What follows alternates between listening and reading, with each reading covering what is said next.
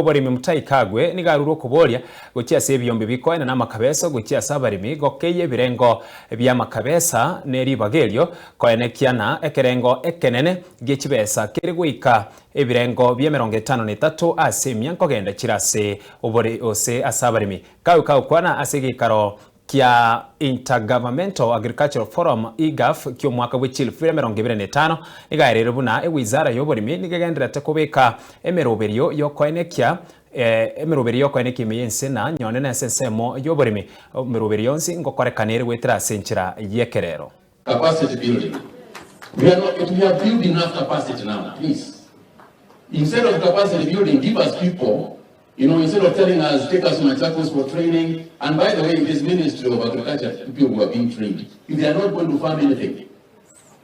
So it is not capacity building that you are saying, let us take the farmers of coffee to Ambogo Farmers Training Center, Bukura Farmers Training Center, fund that agricultural center so they can go and have extension services. That's not what you are saying. So please, keep your capacity building money. We don't want it. I'm serious. So in terms of what we are looking for, we are looking at 80% funding. If you have got $1 million, if you have $1 million to fund, 200 million shillings should go into administration. 80% of your money should actually be going to the farmer. If 80% of the money is not going to the farmer, you are not actually a donor. It is just frustrating to deal with these small institutions that are all over the country and go to Germany and elsewhere claiming that they are changing agriculture in Kenya, while all they are doing is financing salaries for themselves. I hope I'm not taking too long. That was also mentioned in regards to the donor communities that are also funding agriculture.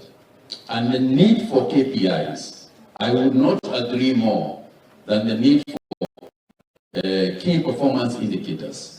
Because there is so much claim of success by each and everybody about the success of the agricultural sector. I have heard people claim that it is because of the intervention that the maize crop in Kenya grew by 50% or by 100%. I can tell you exactly why it grew. It is not because you had a retro shop somewhere in Naivasha and called 50 farmers and showed them how to intercrop. It is because of the massive intervention by the World Bank funding for fertilizer introduction. That's why. So I am sometimes completely lost when I'm talking to donors. When I hear a donor talking about what they did in terms of coffee growth. So I asked them, did you give a different crop? No. Did you give fertilizer? No.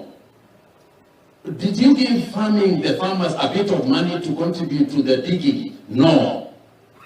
So what exactly did you do? Capacity building is not supporting. It is no longer working. I can tell donors who are here, forget